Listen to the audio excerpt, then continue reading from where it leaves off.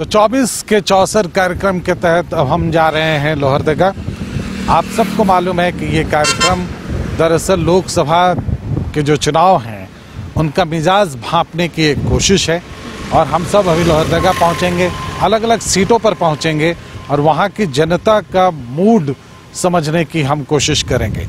बिल्कुल, तो बस हमारा काफिला तैयार है लोहरदगा के लिए। और लोहरदगा का मिजाज क्या है, वहाँ की जनता किसे अपने सराखों पर बिठाना चाहती है, किसे चाहती है कि वो उनका प्रतिनिधित्व करे, ये समझने और टटोलने की कोशिश करेंगे। उस लोकसभा क्षेत्र के बारे में भी आपको तफसील से बताएंगे, वहाँ की खासियत क्या है और वहाँ की जनता का मिजाज पिछले लोकसभा चुनावों में भी कैसा रहा है। तो चलिए हमारे साथ 24 के चौसर में लोहरदगा। इम्पॉर्टेंट ये है कि हम कुछ गॉसिप भी आपको बताएंगे, किसको टिकट मिलेगा, किसको टिकट नहीं मिलेगा, किसका टिकट कटेगा, लेकिन वो सिर्फ गॉसिप। बिल्कुल।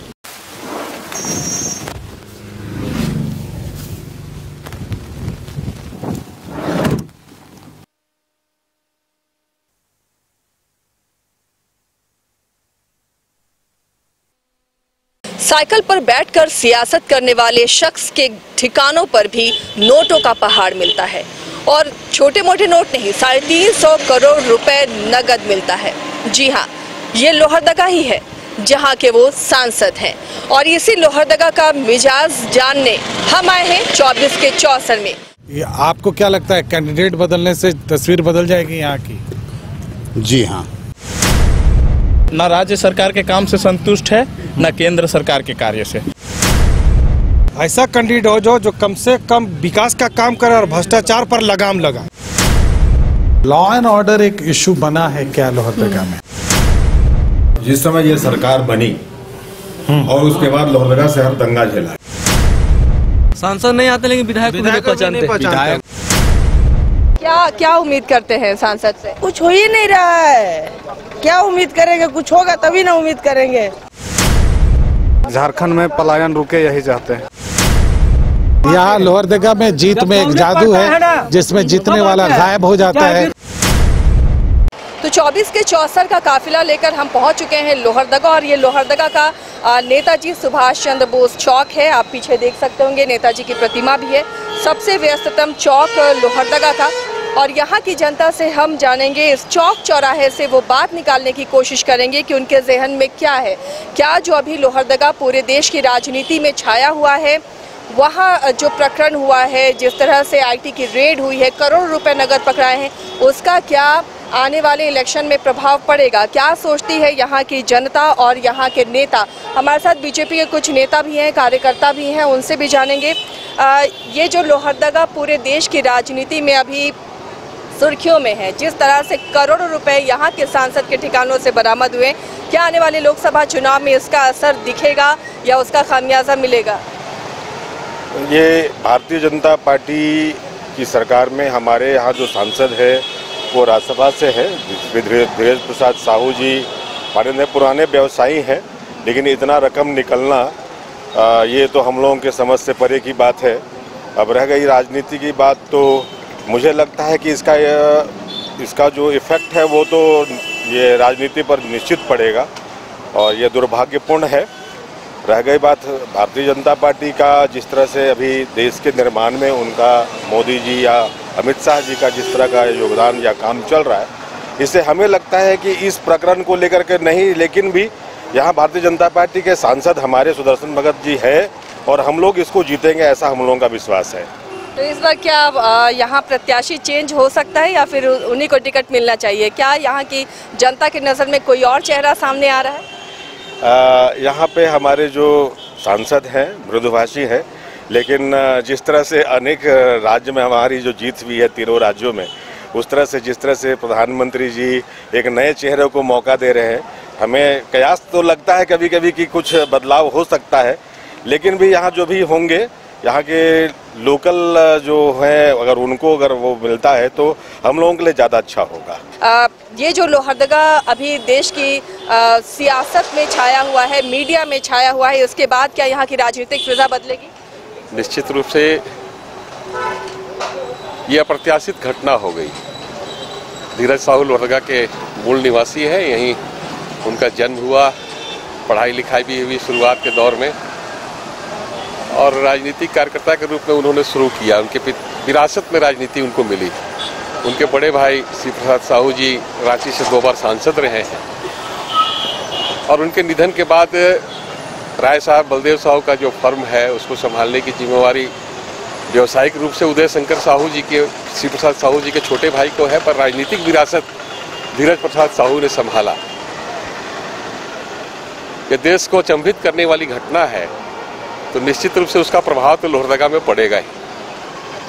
तो बहुत दिलचस्प टक्कर नहीं होगी, ये आपका कहना है? कांग्रेस संगठन यहाँ मरा हुआ है। अब देखिए, मैं ये कह रहा हूँ कि इतनी बड़ी घटना हुई, यहाँ के जो कांग्रेस के सबसे बड़े नेता हैं झारखंड में, धीरज प्रसाद साहू, लोहरदगा जिला इकाई की सुगबुगाहट तक दिखाई नहीं दे रही है। तो स्पष्ट रूप से कि यहाँ संगठन नहीं, धीरज प्रसाद साहू का प्रभाव क्षेत्र था और उसका लाभ कांग्रेस पार्टी को मिलती रही है। तो उनका सुस्त होना, उनका राजनीति से थोड़ा किनारे होना, उसका लाभ मिलेगा हम लोग को। और निश्चित रूप से वैसे भी नरेंद्र मोदी जी का वर्चस्व है, हम लोगों ने काम किया है, काम के आधार पर हम लोहरदगा संसदीय क्षेत्र में लगातार तीसरी बार जीते हैं और पुनः इस बार जीतेंगे। हमारा काम बहुत अच्छा चल रहा है, विकास के नए आयाम हमने गढ़े हैं। चलिए, आप बताइए, कांग्रेस को यहाँ मरा हुआ बता रहे हैं, क्या कोई कंपटीशन इस घटना के बाद नजर नहीं आता बीजेपी और कांग्रेस में? देखिए, लोहरदगा का यह क्षेत्र गढ़ माना जाता है। अभी वर्तमान में तो बीजेपी का गढ़ माना गया, लेकिन धीरज प्रसाद साहू यहाँ का एक शख्सियत है जिनके बल पे कांग्रेस का यहाँ चमक उभरी। आज धीरज प्रसाद साहू का ही देन है कि हमारे यहाँ के रामेश्वर उरांव जी विधायक हैं और आज मंत्री है हमारे झारखंड के। धीरज प्रसाद का बहुत बड़ा देन है कि उनको इस मुकाम तक पहुँचाए। यानी ये जो रकम बरामद हुआ है, ये आप देखते हैं कि बिजनेसमैन है तो इतना रकम रहता कोई बड़ी बात नहीं है। धीरज प्रसाद जी ये खानदानी व्यवसायी हैं और ये एक तरह से एक यहाँ के राजा के पद में आते थे। लेकिन ये तो इलीगल है ना, इतनी बड़ी मात्रा में नगद रखना। देखिए, नोट रखना तो अनलीगल है ही। आज मोदी सरकार जिसे बोलते हैं यूपीआई का काम करना, आप पैसे का लेन देन कम करें और देन लेन आप ऑनलाइन करें, ऑनलाइन का ही काम करें, जिससे कि आप यूपीआई का काम करें और नोट को कम से कम यूज करें। नोट को रखना तो ये खैर गैर कानूनी था ही। तो यहाँ के लोगों का कहना है कि उन्हें मालूम था यहाँ के राजा हैं धीरज साहू और उनके पास तो ये पैसे होंगे ही। बहरहाल ये सभी मान रहे हैं दबी जुबान में कि आने वाले चुनाव में और लोहरदगा की राजनीति में अब असर तो पड़ेगा।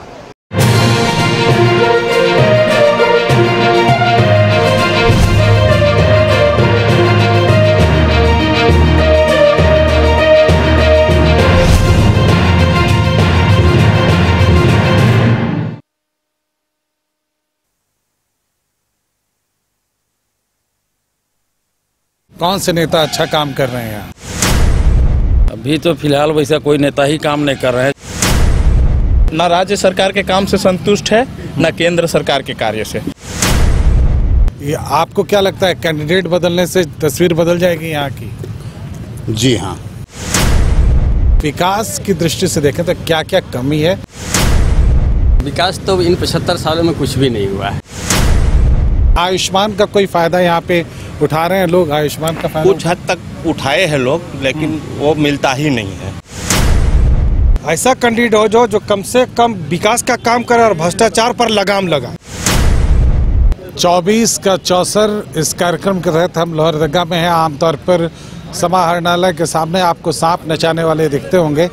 फिलहाल हम सांप नहीं, माइक नचा रहे हैं। हमारे साथ बहुत सारे लोग यहाँ के मौजूद हैं, उनसे जानने की कोशिश करेंगे कि जो 24 का इलेक्शन है उसको लेकर वो क्या सोचते हैं। अभी जो मौजूदा सांसद हैं उनके कामकाज से कितना खुश हैं, जो कैंडिडेट्स हैं क्या उनमें बदलाव वो चाहते हैं, उनकी क्या समस्याएं हैं, ये समझने की कोशिश करेंगे। हमारे साथ बहुत सारे लोग जुड़े हुए हैं। क्या नाम है आपका? अख्तर अंसारी। अख्तर साहब, अभी जो लोहरदगा का डेवलपमेंट है आपको लगता है कि वो ठीक है? नहीं, बिल्कुल ठीक नहीं है। क्या क्या चाहते हैं आप? हम तो ये चाहेंगे कि हमारी जो सरकार अभी चल रही है, आपने बात उठाया फर्स्ट में संसद महोदय का, वो संसद के फंड से अभी तक हम लोग कहीं पर कोई काम नज़र नहीं दिखता ही नहीं, नज़र नहीं आता है। तो जहाँ तक संसद महोदय की बात है, अभी तक संसद फंड से हम लोग के लिए क्षेत्र में कहीं पर कोई विकास कार्य नजर नहीं है। अच्छा, सांसद ठीक से काम नहीं कर पा रहे हैं, इनका ये मानना है। हम आपके पास आना चाहेंगे, सांसद ठीक से काम नहीं कर रहे हैं, यहाँ पे प्रदेश सरकार ठीक काम कर रही है?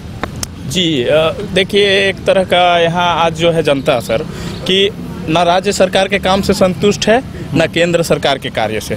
केंद्र सरकार का बहुत ही अच्छा महत्वाकांक्षी योजना था जो अल्पसंख्यक के लिए MSDP का योजना, जिसको जिला में गौण कर दिया गया। आपको क्या लगता है कि जो मौजूदा सांसद हैं उनके कामकाज के हिसाब से अगली बार उनको चुना जाना चाहिए या नहीं चुना जाना चाहिए? बिल्कुल नहीं चुना जाना चाहिए। तो किसको चुनना चाहिए? सर देखिए, जो अस्थायी लोकल जो नेता हैं, जो लोहरदगा जिला कमेटी से जो उपजे हैं, जो गरीबी से आए हैं, हम लोग चाहते हैं कि उस तरह का कैंडिडेट को चुने। लेकिन वो तो प्रधानमंत्री का चुनाव है, तो प्रधानमंत्री को चुनने के लिए प्रधानमंत्री खुद बताते हैं कि बहुत गरीबी से उभर के आए हैं, तो क्या उनके नाम पर वोट देंगे आप? बिल्कुल नहीं सर, इस तरह का कोई बात नहीं है। लेकिन तब है कि मान लीजिए हमरा लोकसभा, हम लोग का क्षेत्र में जो है कि कौन नेता कितना फील्डिंग कर रहा है, कार्य कर रहा है, बखूबी जनता देख रही है, हम लोग भी देख रहे हैं सर। अच्छा, फील्डिंग कौन अच्छा कर रहा है यहाँ पे आपके हिसाब से? कौन से नेता अच्छा काम कर रहे हैं यहाँ? अभी तो फिलहाल वैसा कोई नेता ही काम नहीं कर रहे हैं। जो नेता काम करने वाले हैं वो एक्सपायर कर गए हैं। यासू के जो के भगत है ना, वो वाकई में लोहरदगा विधानसभा में सबसे बढ़ चढ़ के ज्यादा काम किए थे। विधायक होने के नाते वो आसू पार्टी से थे, और जब भी आजकल 5 साल थे, वो 5 साल में अच्छा काम किए। उसके बाद सुखदेव भगत जीते यहाँ का पूर्व विधायक, फिर बाद में फिर जीते रामेश्वर उरांव। बिल्कुल काम नहीं कर रहे हैं, काम नहीं हो पा रहा है। चलिए, तो फिर कैसे आगे कैसे बढ़ा जाए? ये आपको क्या लगता है, कैंडिडेट बदलने से तस्वीर बदल जाएगी यहाँ की? जी हाँ। किसको बनाया जाना चाहिए? देखिए, जो अस्थाई नेता है, जो कि इस जिला को बाहर से आके राज कर रहा है, सिर्फ अपना वो काम कर रहा है, जनता का कोई भी ऐसा काम नहीं जो कि वो किया हो। अच्छा, मान लीजिए यहाँ बीजेपी अगर अपना कैंडिडेट बदल देती है तो फिर माहौल ठीक हो जाएगा? आपको लगता है कैंडिडेट बदलने से तस्वीर बदल जाएगी? कैंडिडेट बदलने का तो बात ही नहीं है। यहाँ तो आसू का सीट है, आसू का ही कैंडिडेट रहेगी। किस कैंडिडेट को यहाँ पे मौका मिलना चाहिए लोकसभा चुनाव में? लोकसभा चुनाव बहुत बड़ा क्षेत्र पर होता है। यहाँ लोहरदगा लोकसभा में जो है बहुत सब जिला आता है, और हम लोग चाहेंगे कि लोहरदगा से ही हो, ये मुमकिन नहीं है। पूरे क्षेत्र से कोई भी नेता आवे, परिवर्तन तो होना चाहिए, परिवर्तन हो, दूसरा नेता को भी चांस मिलना चाहिए, और लोहरदगा का पूर्ण विकास लोहरदगा के वासी चाहते हैं। पार्टी के नजरिए से देखें तो किस पार्टी को मौका देना चाहिए? एकदम बीजेपी को देना चाहिए। बीजेपी को मौका देना चाहिए। लेकिन आपके सांसद से तो नाराजगी है यहाँ। सांसद क्या करेंगे? सांसद का जो मिलता है वो काम करते हैं। कोई फायदा हो रहा है केंद्रीय योजनाओं का? सहारा का पैसा नहीं मिल रहा है, वो 2 साल हो गया सर। गवर्नमेंट अभी तक सोए हुए है। क्यों सोए हुए? सहारा का पैसा नहीं मिल रहा है। हाँ, गवर्नमेंट बोला था कि लोहरदगा में सहारा के पैसा के अलावा कहाँ पैसा है? नहीं, सहारा ही में सब ज्यादा रखता था, गरीब को वही देख रहा था। अब तो कहीं और भी देख रहे हैं आजकल। हाँ, तो अब सवाल है कि अब कांग्रेस आएगा कि बीजेपी आएगा, वो तो समय बताएगा। जी, आप झारखंड प्रोफेसर विनोद भगत जी। जी, विनोद भगत जी, बताइए आपके हिसाब से आपको क्या लगता है यहाँ विकास की दृष्टि से देखें तो क्या क्या कमी है, क्या क्या और होना चाहिए? कमी की तो अम्बार लगी हुई है, और किन किन कमी को बताया जा सकता है। अब जहाँ तक रह गई कि भाई विकास का क्या प्रक्रिया, विकास तो इन 75 सालों में कुछ भी नहीं हुआ है, बल्कि विनाश हुआ है। 75 सालों में विनाश हुआ है? आज़ादी के बाद तो 75 साल गिनते हैं। तो फिर उम्मीद कहाँ रखें? 75 साल में अगर विनाशी हुआ तो आगे तो कुछ उम्मीद रखें? लोहरदगा लोकसभा चुनाव या विधानसभा चुनाव ये रिजर्वेशन जगह पर है। रिजर्व सीट इसलिए बनाया गया कि यहाँ से जो भी नेता चुन करके जाए तो उस रिजर्वेशन सीट के से गया है तो रिजर्वेशन पाने वालों के हक में वो बात करे। लेकिन जरूर रिजर्वेशन बनाया गया, लेकिन हमेशा नेता तो गुलाम पैदा हुआ, चाहे वो कांग्रेस का हो या भाजपा का हो। मुख्य रूप से देखा जाए तो उनका पिट्ठू बन के रह गया। वो विधायक या मतलब वो सिर्फ पार्टी के लिए ठीक है, बिल्कुल हाँ पार्टी के लिए ठीक है, लेकिन जनता के लिए ठीक नहीं, के लिए ठीक नहीं बने, क्योंकि माहौल ही ऐसा बनाया गया। आपको क्या लगता है कि विकास कैसे होगा इस एरिया का? विकास ऐसे होगा कि विकास रोड, नली, गली, लाइट को विकास नहीं बोला जाता है। विकास आप शिक्षा पर बात कीजिए, विकास कीजिए, स्वास्थ्य पर काम कीजिए और रोजगार पर काम कीजिए, ये हुआ विकास। बाकी रोड, नली, गली जन सुविधा है, ये कोई विकास नहीं है। रही बात अभी मौजूदा सरकार जेएमएम की सरकार, बिना सड़क के विकास हो सकता है? नहीं हो सकता है। सुविधा है, सड़क तो बोले सुविधा है, लाइट बिना सुविधा है, हो सकता है, वो सुविधा है। बिना लाइट या बिना सड़क का तो विकास नहीं हो सकता है। इसलिए विकास का पैमाना तो वो भी है, लेकिन वो सुविधा है हमारा, वो सुविधा है हमारा, रोजगार पर है, स्वास्थ्य पर है। कि देखिए मैं अपना जिला का आयुष्मान का कोई फायदा यहाँ पे उठा रहे हैं लोग? आयुष्मान का फायदा कुछ हद तक उठाए हैं लोग, लेकिन वो मिलता ही नहीं है। हकीकत देखिए तो गरीब को मिलता ही नहीं, पहुँचता ही नहीं है, वो गरीब तक नहीं पहुँच रहा। या फिर वो जानकार नहीं है, इसकी वजह से भी होता है, या फिर जानकार नहीं है, ये भी होता है। बहुत सारे लोग ये है कि आपका जो ये स्कीम आया उससे कुछ लोगों को बहुत फायदा है, बाकी जो जानकार नहीं है उसके लिए नहीं है, या फिर हॉस्पिटल में भी उससे एक्स्ट्रा पैसा लिया जाता है। इस पर सरकार कड़ा से एक्शन ले। अभी जो सांसद की एक्टिविटी को लेकर बात हो रही है, उनके एक्टिव होने को लेकर बात हो रही है, क्या सांसद आपके मुद्दों को संसद में उठा पाते हैं? जी नहीं, बिल्कुल नहीं, जीरो ग्राउंड में, जीरो ग्राउंड में चलते के संसद में वो कहाँ पे बैठे हुए हैं, ये आवाज भी सुने नहीं, देखे नहीं है कि वो कहाँ पे बैठे हुए, आवाज भी नहीं सुने, हेडलाइन में भी नजर नहीं आते। तो एक मिनट, कैंडिडेट कोई भी हो, ऐसा कैंडिडेट हो जो कम से कम विकास का काम करे और भ्रष्टाचार पर लगाम लगा, ऐसा कैंडिडेट खोज रहे हैं। कोई ऐसा नाम आपके जहन में है? ऐसा तो नाम जहन में नहीं है, जहन में नहीं है, जी नहीं है। अच्छा, एक बड़ी समस्या यहाँ पे, यहाँ से पलायन बहुत होता है जी, यहाँ से मजदूर बहुत जाते हैं, रांची भी जाकर लोग मजदूरी करने के लिए जाते हैं, पूरा ट्रेन वो हाँ, तो उसके लिए कोई काम यहाँ पे होता है? सर देखिए, जो पलायन कर रहे हैं ये बहुत बड़ा दुर्भाग्य है। आज दिल्ली, मुंबई जैसे शहर में जाइए, हर 10 घर में 9 घर में मिल जाएंगे झारखंड का लोकसभा, लोहरदगा लोकसभा का आदमी। इसलिए सर ये गरीब क्षेत्र है, इस क्षेत्र का डेवलपमेंट कभी भी जो है ना, कोई भी राष्ट्रीय पार्टी या क्षेत्रीय पार्टी नहीं चाहता है कि इस लोकसभा क्षेत्र का, इस क्षेत्र का डेवलप हो। आज तक केवल लेबर के नाम से लोग जानते हैं इस लोकसभा क्षेत्र को, लोहरदगा गुमला को। और इस राज्य में सर सबसे ज़्यादा दुर्भाग्य क्या हो सकता है? संवेदक को देखिए, आज करोड़ों का ठेकेदारी ले लेते हैं, पर चोरी के बालू से जो है काम कराया जा रहा है। जब बालुए नहीं है सर, हम 400 रुपया का बालू को सर 4000 में गिरा करके उसका भी टैक्स गवर्नमेंट को दे रहे हैं, तो आप समझ सकते हैं कि इसका स्थिति क्या हो सकता है। मतलब ये कि यहाँ कोई इस तरह से विकास नहीं हो रहा है कि यहाँ के लोग मजदूरी के लिए कम से कम बाहर ना जाएं। लोहरदगा को बॉक्साइड नगरी कहा जाता है, लेकिन अफसोस की बात यह है कि यहाँ से अरबों अरब रुपए के बॉक्साइड बाहर जा रहे हैं, लेकिन यहाँ लोहरदगा में अब तक बॉक्साइड आधारित कारखाना खोलने के नाम पे सिफर है। सबसे बड़ी बात है कि यहाँ जो बाईपास सड़क का निर्माण की बात थी, वो अब तक अधर में लटका हुआ है। आपको क्या लगता है, क्या काम प्राथमिकता के आधार पे होना चाहिए लोहरदगा में? विकास के नाम पर तो एकदम जीरो है सर, और करप्शन बहुत ज़्यादा है यहाँ। योजना है पर धरातल में नहीं है। जहाँ हम खड़े हैं समाहरणालय के सामने, यहाँ वृक्षों के बीच जो सूर्य की किरणें हैं बहुत छन छन कर यहाँ पहुँच रही हैं। तो बहुत कुछ किया जाना है इस पूरे क्षेत्र के लिए, और लोगों की पसंद क्या है, ये चाहते क्या हैं, इन्हें पता है, लेकिन ऐसा कोई नेता उन्हें सामने नहीं दिखता जिसका नाम लेकर वो कह सकें कि उनके आने से तस्वीर बदल जाएगी। फिलहाल समाहरणालय के सामने से इतना ही, इजाज़त दें, नमस्कार।